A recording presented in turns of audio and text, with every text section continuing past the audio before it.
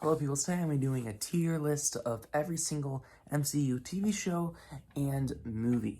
I know I said I wasn't going to be doing a ranking until I get to No Way Home, but I decided since I'm switching over to tier list, I want to do a tier list including Shang-Chi just to see how it performs. So I want to go ahead and do this, and yeah, and this will probably be the last ranking we do until No Way Home or once Hawkeye is done.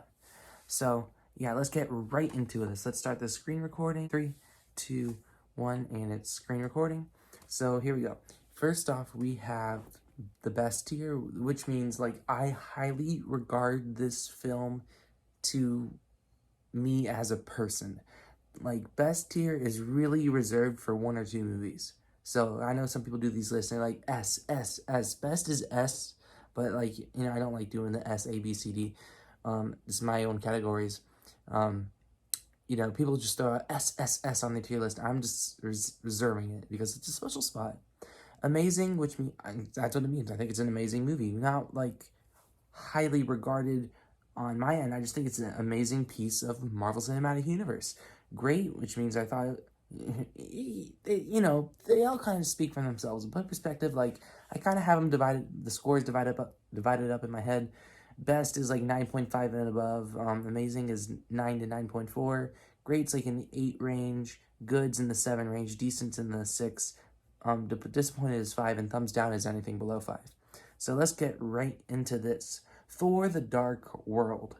Most people have it right here, but I want to go ahead and put it in the disappointed section.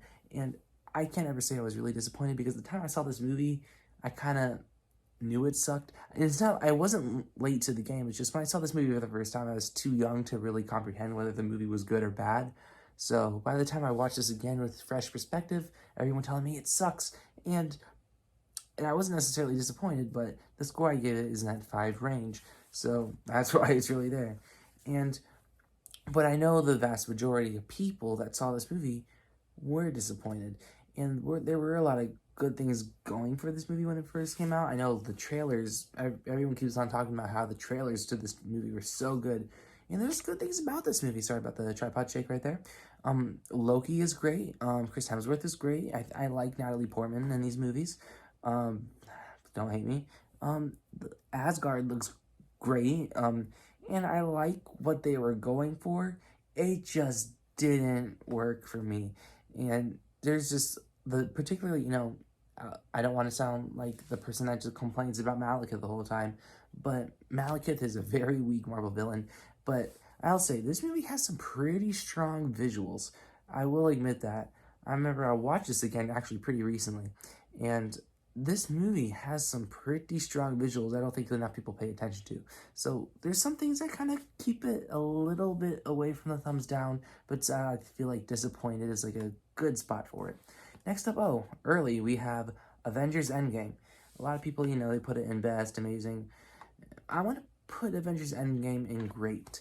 And great is still good. If I call it, in the review, like in my review, of course, I kind of amped it up because it's my first time watching it. But over time, there are things that still kind of gripe at me about it. It holds it back from best and amazing. But still, Avengers Endgame is a 3-hour Avengers epic that gave me almost everything I wanted in Avengers conclusion. Where what kind of keeps it away from amazing and best is that the third act just felt still a little bit of the same of what we've seen before, but it was very well done in the first place. Like the last hour of the movie is like the best hour and like the worst hour of the movie because it's like, oh, this is so awesome, but we kind of seen this before. So that's how I felt watching this movie for the first time. Of course, there's so many proper send-offs, and it just does it oh so well. So I just have to put it at least in a great tier. Of course, there's some, forced jokes that I don't think need to be there. Some CGI that's a little iffy, and this movie at moments can look very muted out. So that's what really kind of keeps it from amazing and best, but I still think it is a fantastic send-off to, some of the characters in this universe. Coming up next, we have Loki. I'm going to go ahead and put Loki in amazing. This show just went for everything I wanted it to go for. Everything I wanted a Loki show to go, it just went there and it went for it, and I loved it. What keeps it away from best? Thought the choreography was a little iffy. The action sequences, nothing really stands out action sequence wise, but the visuals are so good. This show has some of the best visuals in the whole MCU, and it's a Disney Plus show. That's how impressive it is. It has a amazing cliffhanger. You know, we all have seen the show by now. If you're watching a Marvel tier list on YouTube, how have you not seen Loki yet? And you know, the supporting cast is great. Owen Wilson is great. Tom Hiddleston is great. Some great character work and development, which I really like about these TV shows. So Loki was marvelous, and I just can't get enough of it. Coming in next is The Incredible Hulk. I'll put this one in thumbs down. I just don't like this movie. And if you've followed my channel, you know my stance on this movie by now. I think, you know, I don't care for the storyline. I particularly don't like Liv Taylor's character. There's just so many, it's so over dramatic when you just want a Hulk movie and it gets so deep and cliche. You're just like, seriously? So, yeah, and the CG's very off. I don't find the movie very engaging at all. So, thumbs down. Coming up next is Avengers Age of Ultron. I'm going to go ahead and put this in a good tier. I like this movie, and, you know, of course it has some problems, but there's some problems that this movie doesn't have that kind of make me like it in some areas more than I do some of these newer Marvel movies. What I really like about Joss Whedon's directed Avengers movies are just how they don't feel as fake looking as the Russo Avengers movies. Like, particularly the best example I give when people ask me about this is, look at the Iron Man suit versus how the Russos did it in the Avengers movies versus how Joss Whedon did it in the Avengers movies. And I'm just talking artistically. I'm not saying, oh, Joss Whedon's a great person because of that, because clearly he is not. But I'm just using this as an example. I felt like Joss Whedon's quality of the look and feel of it felt a little bit more high quality than some of the other visuals that we had in the future Avengers movies. Well, not so much Infinity War, but more so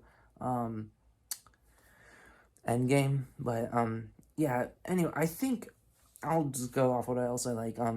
I think Ultron's great. I love the introduction to. There's a lot of introduced characters: Vision, Wanda, of course, Quicksilver, who dies. But that's still another thing I guess about the movie. Very much of a missed opportunity. So yeah, Avengers Age of Ultron. You know, a lot of people call it a mixed bag. I have fun with it. Yes, it is a lot in one movie, and it does have to set up a lot. But what can you say? Kind of expect that for Avengers movies. So it's a fun time. It's not perfect, but you know. Coming up is Iron Man. I'm gonna go ahead and put it in the amazing category. And you know, when I hear people talk about this movie when they're ranking it, they're always like, "Oh, it's the one that started it out. It started it off." And that's all they really got to say about it. I'm like, this is a Tony Stark character piece that is so good. After multiple rewatches of this movie, I prefer Terrence Howard as Rhodey. I thought Jeff Bridges was a great villain in this movie. I thought the visuals are great, and like I said, from a character perspective, this movie is just so well done. Can't get over it still, but yeah, this movie just works on every level. It's just really a great, you know, it engaged audiences where people, you know, are like, oh, this is starting the Avengers. This movie just grabbed the audience and pulled it in. And the fact that they did that with an Iron Man movie is just so impressive. Robert Downey Jr. is so good in the role. This still, to this day, might be my favorite opening scene in the whole MCU. So, yeah. Next up, we have Thor, which I'm going to put in decent. Thor, I thought I liked it more until the most recent time I watched it. What I can say about this movie is that the visual effects hold up. I was mighty impressed. I thought I was going to go into this and go, ew. But knowing at the time it was coming and I was expecting like bad visual effects, I was actually quite impressed with some of how a lot of this hold up. I like what, people are like, oh, I don't like how they sent Thor to Earth and they just made it feel like a budget, whatever. And that's the thing. What I like most about this movie is how they sent him to Earth, and it always was like a character breakdown of who Thor is and how he's different, what makes an Asgardian different from what a human is, and all that. And all that's really interesting. But yet, I see where he would kind of want to spend the whole movie on Asgard. So I get that. Honestly, the whole cast is great. Frost giants are just kind of there. They don't really stand out as villains. They look kind of scary, but they didn't really do anything as villains for me. But uh, Thor was decent, I don't see myself watching it anytime soon after that most recent rewatch, but has some good moments here and there. But overall, recently I wasn't incredibly impressed with it. Coming up next, we have the first Avengers, which I'm going to put in the great tier. Do I put it above Endgame? Yes, I will. Avengers is just, and I'm just going to say it's a nostalgia piece for me. And am I nostalgia bias? Is Endgame technically better? Probably so, but I really don't care. Because I think, even though, like, the movie almost makes feel made for TV because of the aspect ratio, I still think this has a high quality look to it with the visual effects that hold up today. And that's, my number one gripe with these newer Marvel movies. Why are their older ones looking better right now than what the newer stuff that they're putting out? But, it's almost like each character has their huge moment. And, particularly, like, every single character has their big moment, but yet I almost feel like minus like Cap and Iron Man, like the supporting Avengers has huge moments in this movie that still might not really be topped today, particularly Hulk and Hawkeye, because I like how this movie has a very good balance of the characters. And Infinity War does that very well, and Age of Ultron does that very well, and Endgame, half of them are gone, but this movie really does it the best, I think. Loki as a villain, I thought he was written a little bit better in the first Thor movie, and he's just kind of evil in this movie, but he's still a very compelling villain. Every character is great. The opening is another fantastic opening that we have in the MCU. Coming up next, we have Doctor Strange, which I'm also going to put in the great tier. Above Endgame, yes. The first Avengers, no. Doctor Strange is a awesome visual spectacle that introduces us into this new world that just works, and because mostly Benedict Cumberbatch. He was perfectly cast. I cannot wait to see him in all these future Marvel projects because I just love the guy in this role. The villain in this movie is what really holds it back for me. Tilda Swinton, I love her character in this movie. She delivers one of my favorite lines in the whole MCU, and the visuals. Everyone's like, "Oh, Inception ripoff," but like, it's the concept of what Doctor Strange can do. Just because it visually looks the same doesn't mean it's a ripoff. But Doctor Strange, it's funny. It has that Marvel trope of being funny, and it works decently well here. It goes somewhat at moments against the Marvel formula. It's an introduction origin movie that kind of feels similar to Iron Man, but finds its own visual way to feel different enough. So, yeah. Coming in next is Guardians of the Galaxy Volume 2. And you know what? I watched this movie again since my last ranking, and I am tired of catering to other people's opinions, and I'm going to put it in the great tier above Endgame, above Doctor Strange, and above the first Avengers. This movie has a strong emotional core to it.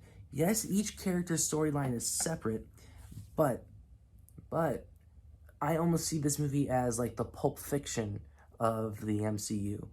It takes like all these storylines, and at the end they converge and have a very satisfying one of the best third acts we have in the whole MCU. Ego is a fantastic villain. The visuals are sharp, it's colorful, and the I'm trying to avoid spoiler. When Yondu dies at the end, it just all perfectly collides at the end, and it makes one experience that I will never forget watching.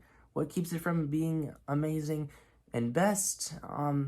Even though like I said, those three storylines, they were all the three storyline thing didn't bother me as splitting up the characters. What more so bothered me about that was the way that it was kind of cut between. It was a little choppy, and it kind of bothered me throughout the movie. But yet, once you got to the end and you realize why and how the character journeys that each one went through and the way it goes together, it just all works. It's just, I felt like it could have been edited together a little bit more smoothly. Coming up next is Iron Man 2, which I am going to put in disappointed above Thor: The Dark World. Iron Man 2, it's things, I really don't know how to describe this movie, because there's not anything terrible on screen. It's just the phrase, everyone's heard the phrase, too much of a good thing. This is Iron Man 2, too much of good. There's so many storylines, and they're all fantastic ideas. It's just too much of them. And I know people talked about them before. It's just, this movie has two villains. Get rid of Whiplash. Keep Sam Rockwell, because I love the guy as Justin Hammer. And yeah, and the third act is really fun with the whole action sequence, but you're so, like, by the time the movie ends, you're just like, okay? Because you really didn't have enough time to focus on a single idea. So, yeah. Coming up next is, What If? I'm not going to put that on here because the show's not done yet. But maybe I'll put it at the very end. Maybe I'll just kind of throw it on where it's at for me right now. Coming up next is Black Widow. I will put Black Widow in the good tier behind Age of Ultron. Black Widow, people are, some people lowly regard it, some people highly regard it, and feel like I'm just kind of on the middle about it. I don't lowly regard it, but I don't highly regard it. It's just a fun Marvel movie. The third, choppy third act, that's Marvel formula at its best. And I'll just say, if this third act was just as good as the first and second act, it'd probably be great. But, with the choppy third act, with the flashbacks trying to be like a spy movie rather than what it is, and trying to, bend the genre, it just was very on the nose. It didn't work for me, and I really do see why, why it bothered some other people. Taskmaster, I like the concept, I like the idea, it's all really well written, but not necessarily, it's not well written. What I'm saying is, it's just a good idea on paper for Taskmaster. It's used as the twist of the movie because it tries to be a spy movie first, but it never feels like a spy movie. It feels like a Marvel movie first that has some spy-esque elements. So trying to keep Taskmaster's identity kind of hidden kind of lowered that for me. And the Dracoff, don't get me started on him, but yeah. Black Widow, it's probably the Marvel formula at its most Marvel formula-y, if that makes any sense. Coming in next is Avengers Infinity War, which I'm going to put in, I'm having a tough time with this, and I'm going to put it in great. Avengers Infinity War really just is everything, it's such a hard movie to describe because, one, so much happens in it, but it's all yet, as Thanos says, perfectly balanced, as all things should be. And what really just, this movie is definitely sensory overload. And my favorite action sequence in this whole movie is obviously, the Titan sequence. And so what kind of puts this movie a little bit back for me was that, it's not, I was always thinking about the Titan sequence, what's going on in Titan, because it has a lot of my favorite characters, Iron Man, Spider-Man, and most of the Guardians of the Galaxy on one planet. And, I love Cap, I love, I love Black Widow, I love all the characters that were in Wakanda. It's just, I was just I remember the first time watching, I was like, just get back to Titan, or at least the Thor storyline. But, you know, of course, once Thor showed up in Wakanda, you know, I kind of cared a lot more.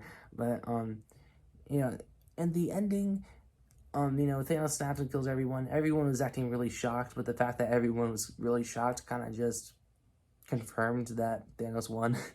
Because I remember when the reviews came out, like, oh, you're never going to expect this ending. I'll be like, I remember thinking to myself, so Thanos won, okay. And, you know, that's what happened in the movie.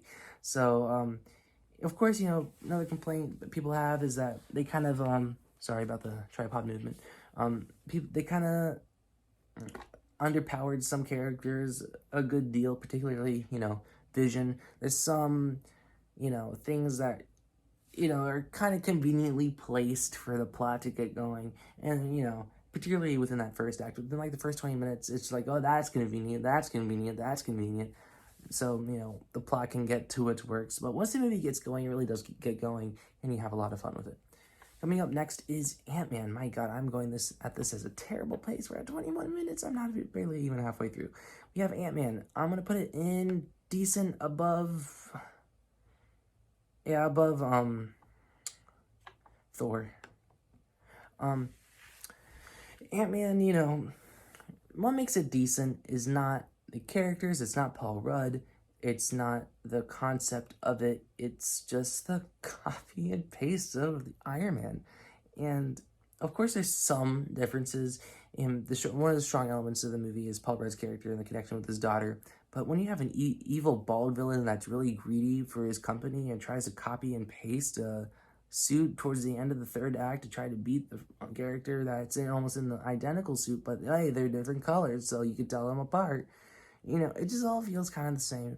And, you know, and then at the end, he gets the girl he wants, you know. It just, you know, of course, you know, this movie has the addition of Hank Pym. And, of course, you know, it has some sequences that are nothing like Iron Man, like the shrinking and all that. And all that's really cool to see Ant-Man standing in a bathtub. And, you know, all that. Is it CG? I can't tell, because the CG, if there isn't, I'm sure the CG, but, you know, the CG that they use is pretty solid, where I can't tell what is and what isn't. So, yeah, Ant-Man, you know, it just holds back because of the familiarities that, you know, it has with the first Iron Man movie. But if all those familiarities were gone, it'd probably be up there and amazing, because this movie really does stand on its own when it tries. So, yeah. Coming up next is Thor Ragnarok. I'm going to put that in the great tier, all the way up to the great tier, even above Guardians of the Galaxy Volume 2. Thor Ragnarok is the most fun I've ever had watching a movie. It's just consistently fun from beginning to end. It's funny. Chris Hemsworth's great. Mark Ruffalo's great. Kate Bishop is great. No, not Kate Bishop. Sorry, got the name. Whoever plays Hela is great. Thor is great. Loki is great. I meant Korg, not Thor. Sorry about that. Yeah, just, everyone's great in this movie. So it's, the only thing that kind of gripes me is, you know, the overuse of comedy. But, you know, it's such a fun movie anyways. It didn't necessarily need all those emotional beats, but, you know it could be better. And upon rewatch, it does become a little bit more obvious. It'd probably be an amazing tier just based off the first time I watched it, but after multiple rewatches, I feel like the upper end great tier is where it belongs. Coming in, next is Shang-Chi, which I will be placing in the great tier above Infinity War. I watched this, the reason why I did this video right now is because I just got done watching Shang-Chi for the second time. So, I always want to see these movies twice before I rank it, because, you know, it's such an intricate process. You know, you really want to, you know, put it where you want to put it. So, Shang-Chi is probably one of the best written Marvel movies in the whole MCU. And Simu Liu is great, Awkwafina's great, Tony Leung is great, and the family dynamic in this movie is just so good. Particularly, like, you know, it's all spoilers and stuff I want to talk about, but the inner symbolism of the little details of, you know, the screenplay, the acting is just all so good. And I'll just say this, if this movie just had better CGI in its third act, and, well, throughout the whole movie, probably be about right here. It'd probably be in best. But I had such a hard time appreciating what I wanted to appreciate because I couldn't tell what was real and what wasn't. Because I'm like, okay, we have these characters on a green screen and I can't tell if they're fake or not. Are these digital characters or are these people in front of a green screen? Because, you know, it wants to get those wide angles for the good choreography. But they're so wide, they're so far away from these people. And, you know, the camera's moving swiftly. And, you know, I'll just say, all the choreography is great because all the...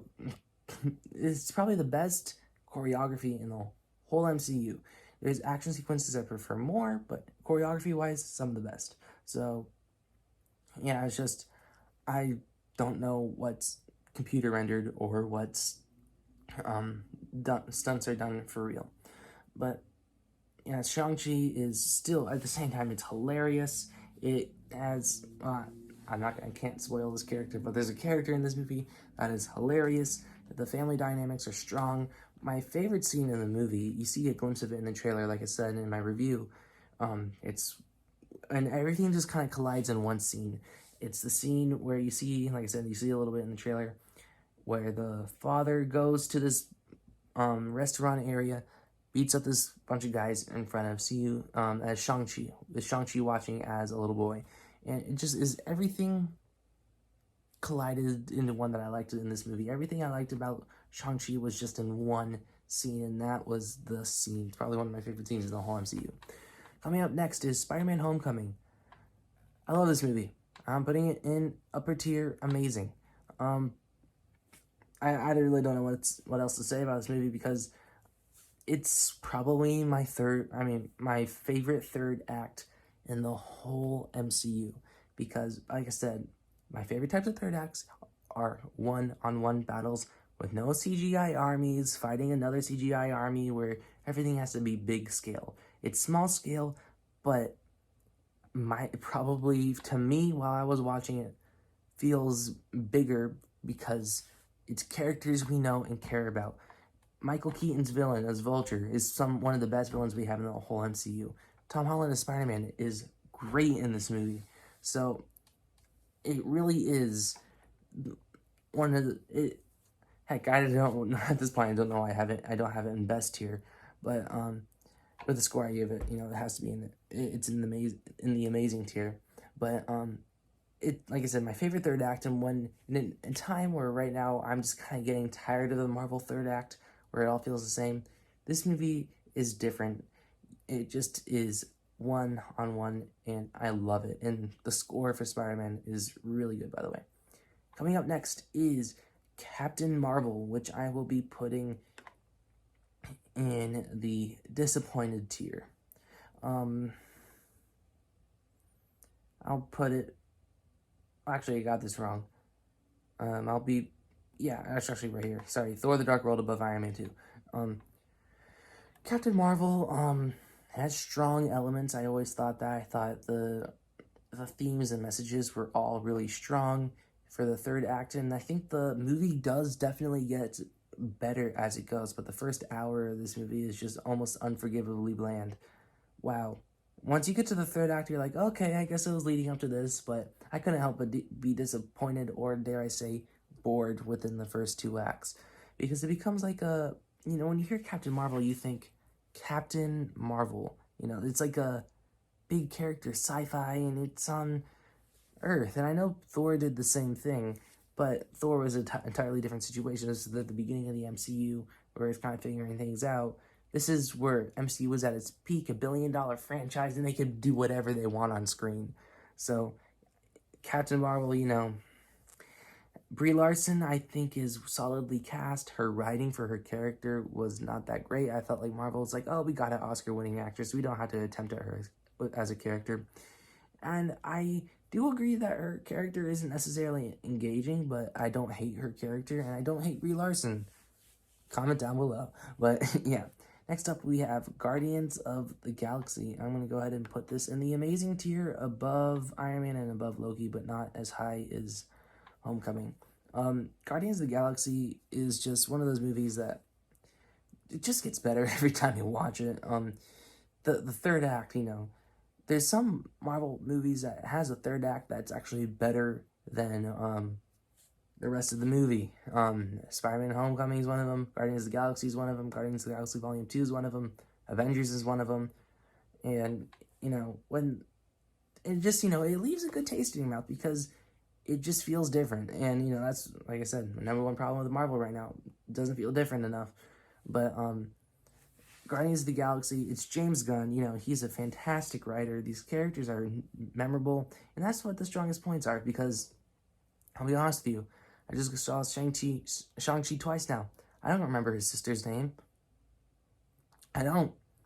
Because, it's just, the writing for the characters was stronger. Leaves, I wouldn't say stronger, because I think Shang-Chi's script is almost perfect, but I feel like Guardians of the Galaxy with James Gunn's script writing leaves a better impression.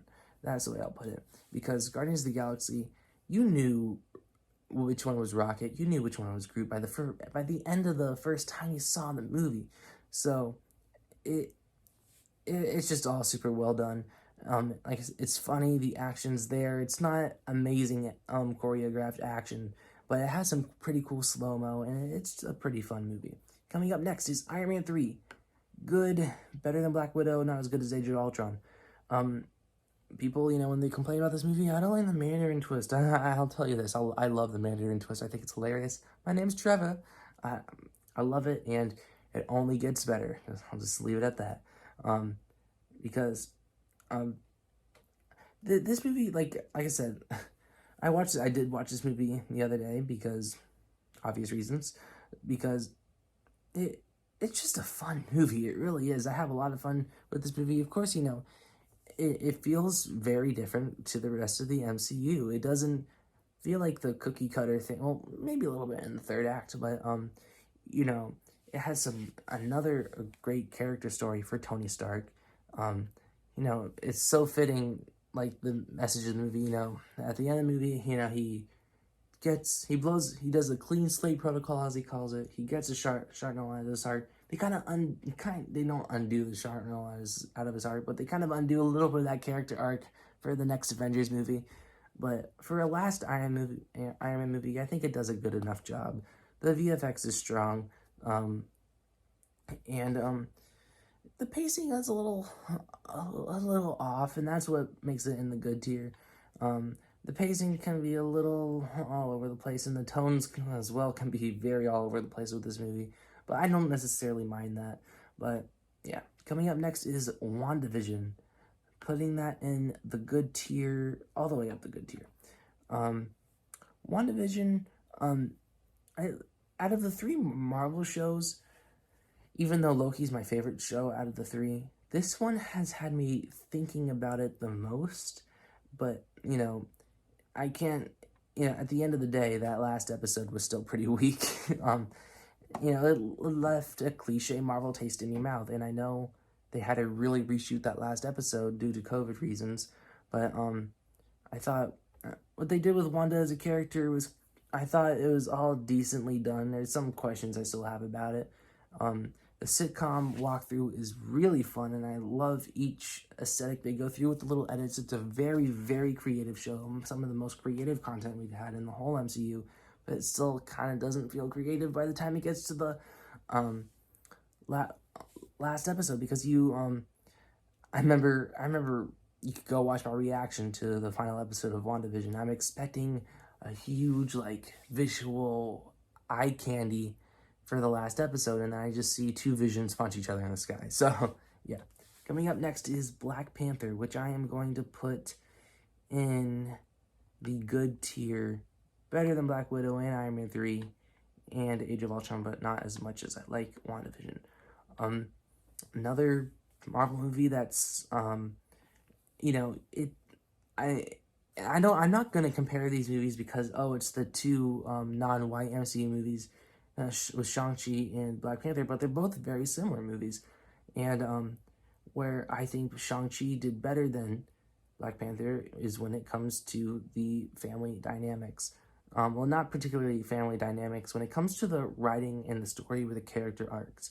And of course, Black Panther is more of a unraveling of a thread. This is more of a, Shang-Chi is a little bit more of a time running out.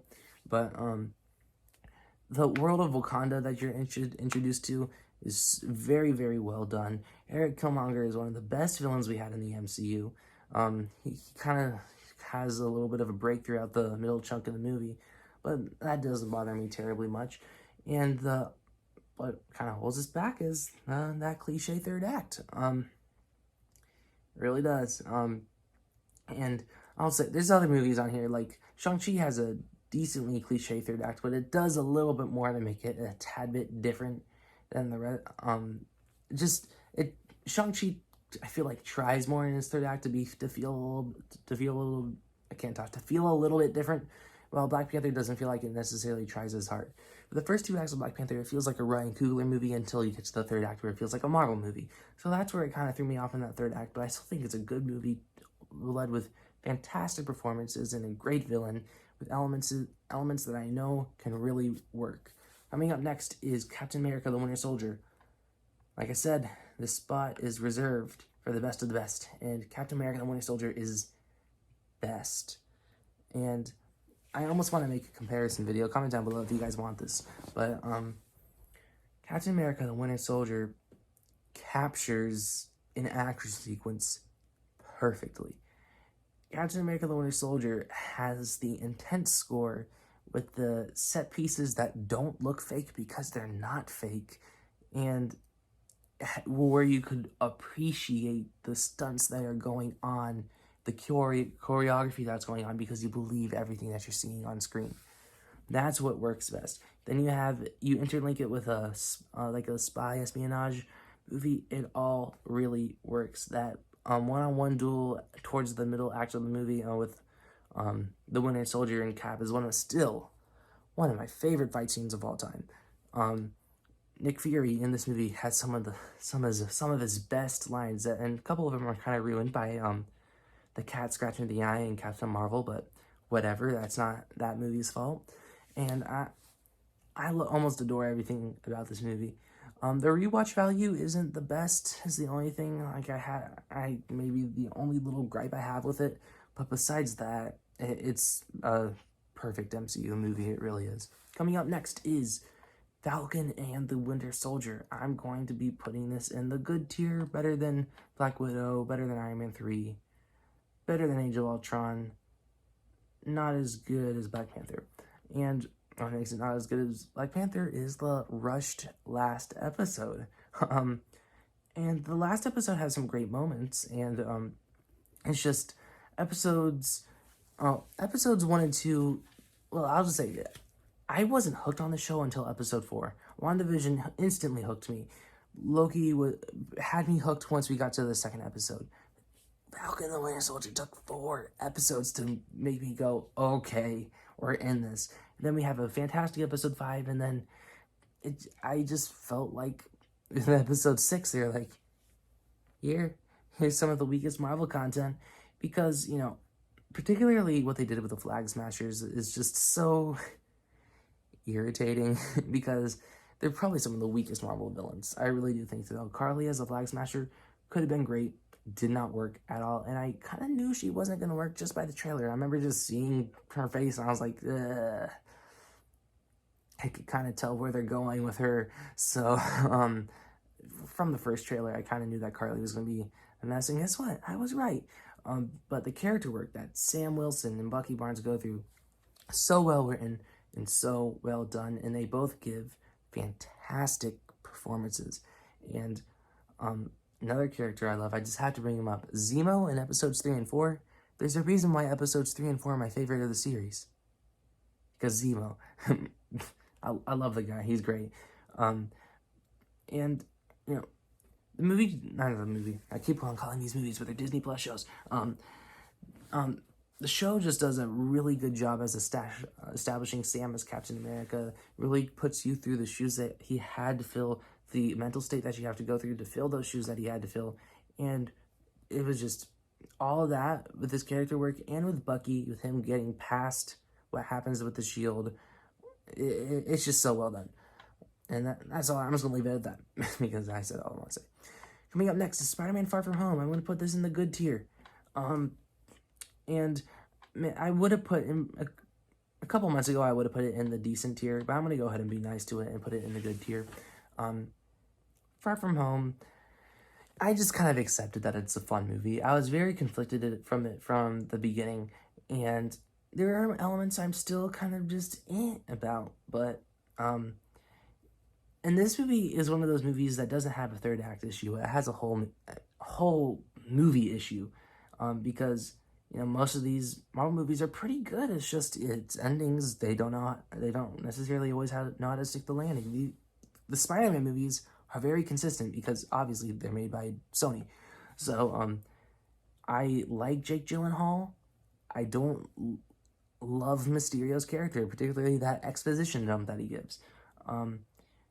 And I think the visual effects in this movie are the best visual effects we have in the whole MCU. I will admit that. I think every visual effect is flawless. I remember seeing this movie for the first time in Dolby, and I was just looking at the screen like, wow, this movie looks visually stunning. What I don't like about this movie, and I don't want to sound like a person that keeps on nagging about this, I'm just so Tony Stark. And I love Tony Stark. I love the guy. He's the reason why I started watching these movies. But oh my god, when do they know to stop? Everything about this plot is controlled by Tony Stark. The reason why Mysterio is because Tony Stark.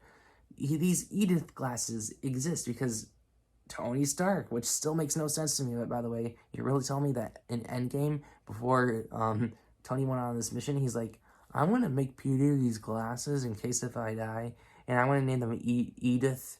And it just doesn't feel natural to what we've seen before. It just feels like a plot device, and they just kind of, how do we make this plot device interesting? Tony Stark. The answer to everything, Tony Stark. How does Spidey get out of the situation when he's stuck in the Netherlands? Oh, I'm going to call Tony Stark's butler. Just starting to feel a little too Iron Man Jr. in this movie.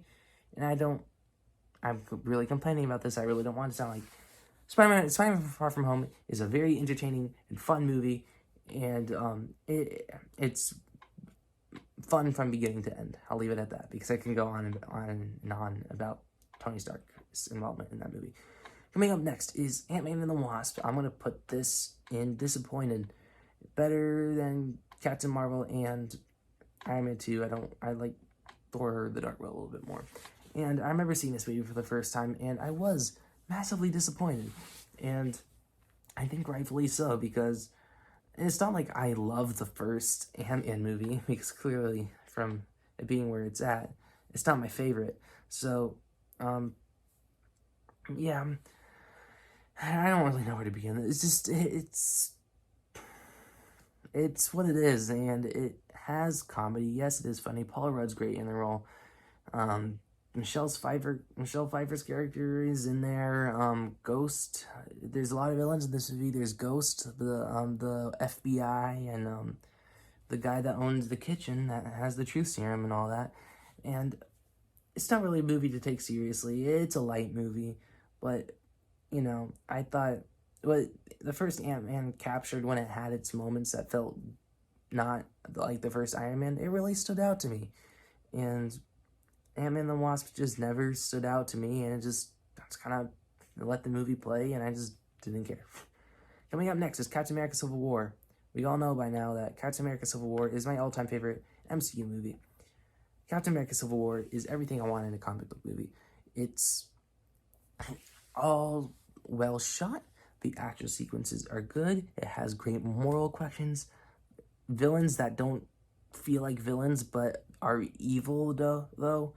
And at the end of the day, it leaves a taste in your mouth that you don't even know what to think. And that's just my type of comic book movie.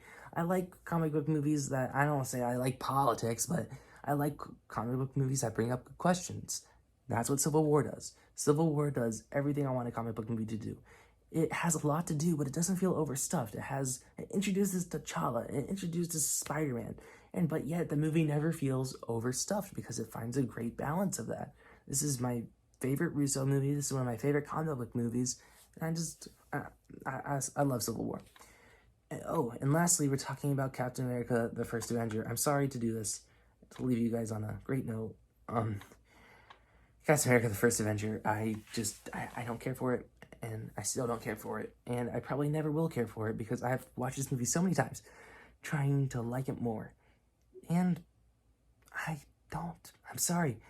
There's no connection between Captain America and Red Skull as villain and hero. I would think I would eat this movie up because I love the time period this movie takes place in. I love the concept of Captain America, but the movie never really tries to, like, they have Captain America, like, complete his arc so early in the movie because he's so righteous and stuff, like, you know, and she stands up. Once he stands up to be Captain America, you feel like the movie should be over. And then you realize you have a whole third act to go through with a villain that you don't care about because there's no connection to it. You know Captain America is going to end up in the ice. And, yeah. It's a third act where you know where it's going and you stopped caring already. So that... And it's not like to say that the third act's well made and, you know, it doesn't have those Marvel third act problems. It's just, it's very much its own movie. And I can't respect that about this one. It feels different. And, plus another disappointing thing, it kind of just skips through, World War II, which is kind of like a big thing for Captain America, but, yeah. That's my tier list. If I had to put, What If on here right now, I'd probably put it in the good tier. I'm not terribly impressed with it. I'm not hooked from week to week. That new Doctor Strange episode was fantastic. I wasn't in love with the first episode because I'm not in love with that movie. The T'Challa episode was great. I thought the third episode didn't necessarily feel like what if. It just felt like a random scenario because the what if question has to be very simple. The third episode is like, so what if Hank Pym let his daughter into S.H.I.E.L.D. and then S.H.I.E.L.D. Sent her on a mission and she died and then Hank Pym started killing. It's like, whoa, chill out. So that, and I still like that episode and I haven't had an episode I hated.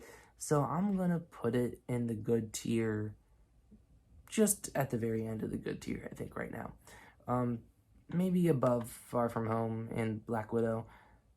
But right now, you know, the show's not over, so that's just guessing. I haven't even scored a single episode. I have a score for it, and I really don't have much of an opinion on it because I'm not going to review it until, you know, the show's done. So that's just me just kind of just throwing it on there. So... yeah, comment down below. How will you guys rank the Marvel movies? Yes, this is a 50-minute tier list. I know that, and I'm sorry. And if you're sitting through this right now and you're watching this, which I highly doubt that anyone will watch this video that far, I just want to tell you, thank you for watching this far. You are a special person to me if you have watched this far. Thank you very much. So, yeah. Anyways, that's the tier list. Look at it, enjoy it, and yeah. Anyways, like, share, subscribe, and stuff like that, and adios.